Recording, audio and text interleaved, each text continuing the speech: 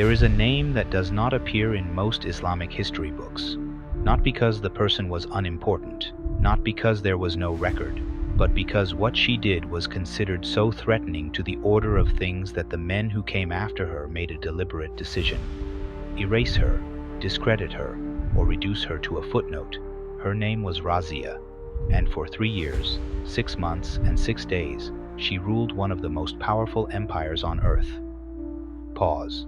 The coins said it plainly.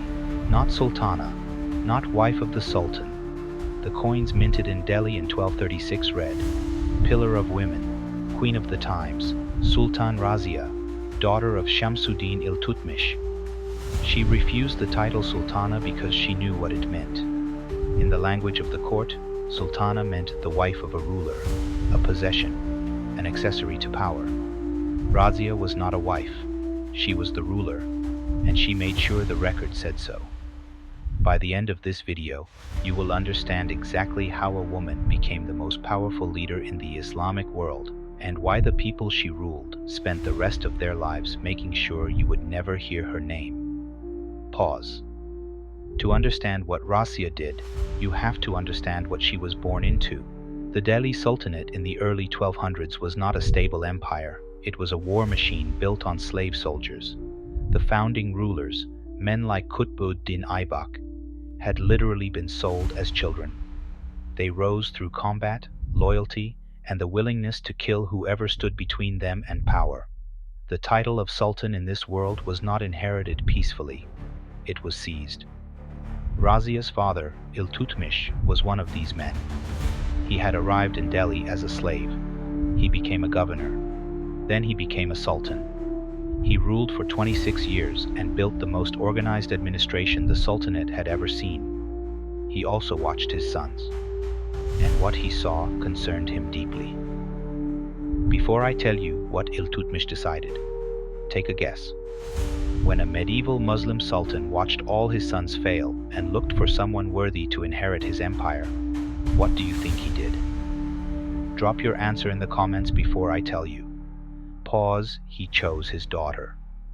That single decision broke every convention in the Islamic political world of 1236.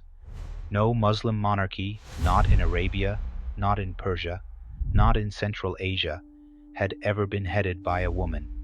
Iltutmish knew this. He named Razia his heir anyway. His exact words, recorded by the court historian Minhaj, were, "This young girl of mine is superior to many sons." He was not wrong. While he had been away on the Gwalior campaign in 1231, he left Razia in control of Delhi. She handled it. No revolts, no chaos. The administration ran. When Iltutmish returned, his mind was made up. The nobles of the court had a different opinion. Pause. When Iltutmish died in April 1236, the Turkish nobles did what they had always done. They ignored the legal decree of the dead Sultan and placed his son, Ruknuddin Firuz, on the throne instead. What happened next was not subtle. Ruknuddin showed no interest in governing. He rode elephants through the streets of Delhi, throwing gold coins at crowds, while his mother, Shah Turkan, ran the government. Shah Turkan used that power to settle personal scores, having rivals blinded, political enemies executed, and anyone loyal to Razia quietly removed. She also made a specific decision about Razia. She ordered her killed. The plan failed. Word leaked. Razia moved first. She appeared before the people of Delhi in public unveiled, in front of the Friday mosque, and told them what was happening. The crowd turned. They stormed the palace. Shah Turkan was arrested. Ruknuddin was captured. Both were executed within weeks. On November 10, 1236, Razia ascended the throne of Delhi. Here is what I want you to hold in your mind for the next few minutes. Razia had just done something no woman had ever done in Islamic history. She had not just survived a conspiracy, she had outmaneuvered it, used public support as a weapon, and seized power legally. What do you think her first move as Sultan was? I am going to tell you in just a moment, and it is not what you would expect. Pause. Her first move was to refuse the veil. This was not a small gesture. In 13th century Delhi, a Muslim woman appearing in public with her face uncovered was a provocation to every religious authority in the city. Razia did not just uncover her face, she adopted men's dress entirely. She rode horses. She led armies personally, commanding from the front, face visible. She held open court, a durbar, where anyone from the empire could approach her directly with grievances. She appointed administrators based on competence, not tribal loyalty. She built schools that included Hindu texts alongside Islamic ones. She expanded trade routes, built wells, constructed roads. Her court historian noted that people throughout the empire from Bengal in the east to Sindh in the west acknowledged her authority. But she also did something that the Turkish nobles found unforgivable. She promoted a man named Yakut, an Abyssinian slave, a man of African origin in a court dominated by Turkic nobility. She gave him the title of Master of the Royal Horses, a position of significant authority. Whether their relationship was political or personal has been debated by historians for 800 years. What is not debated is the reaction. The Turkish chiefs saw it as the final insult. Pause. Here is where it gets strange, and by strange, I mean calculated. The nobles did not rebel openly, not at first. They used the relationship with Yakut as the justification they had been waiting for.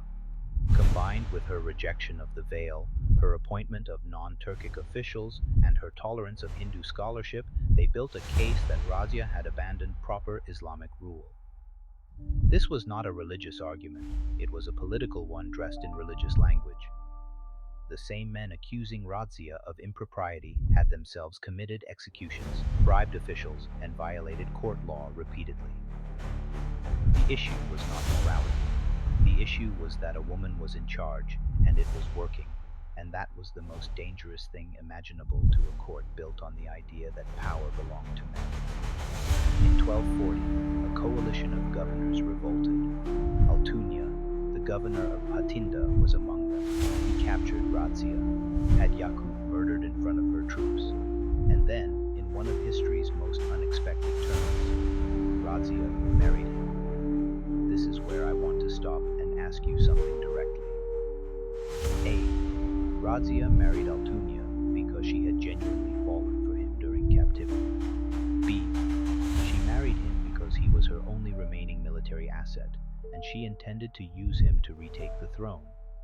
Drop A or B in the comments. I will tell you what the historical record actually suggests. Pause. The answer is almost certainly B. Within weeks of the marriage, Razia and Altunia were marching on Delhi together, not in retreat, in attack. She had turned her captor into her general. Her brother Bahram had seized the throne in her absence, but she was not finished. The campaign failed. Bahram's forces defeated them in battle. They fled toward Kaithal. Their remaining soldiers abandoned them in retreat.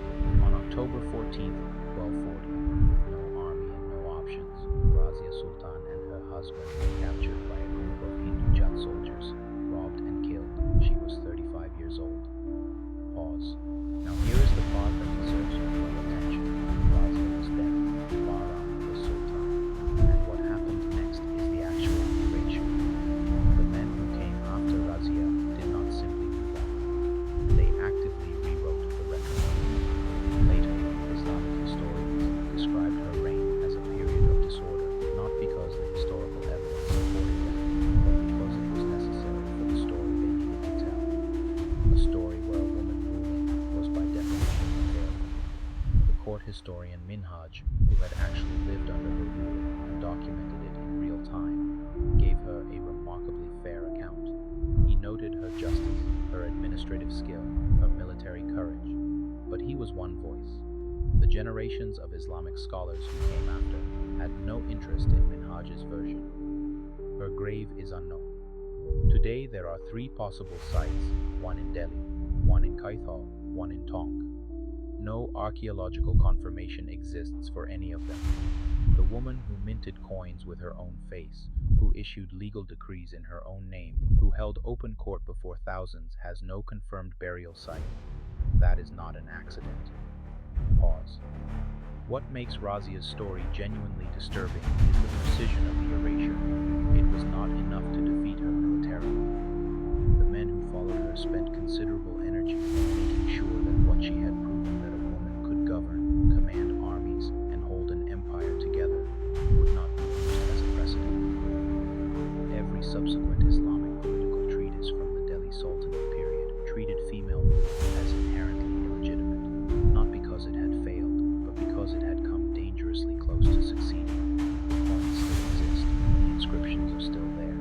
records Minhaj kept are still there, but you will find her name in fewer than a handful of mainstream history textbooks covering this period, and in most popular accounts of the Delhi Sultanate, she appears as a curiosity, a brief interruption between male rulers, rather than what she actually was, the most competent administrator the early Sultanate produced.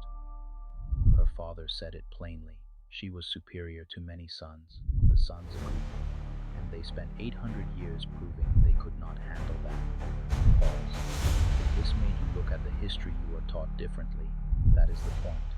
The official record is not the complete record. It is the record that survived. And what survives is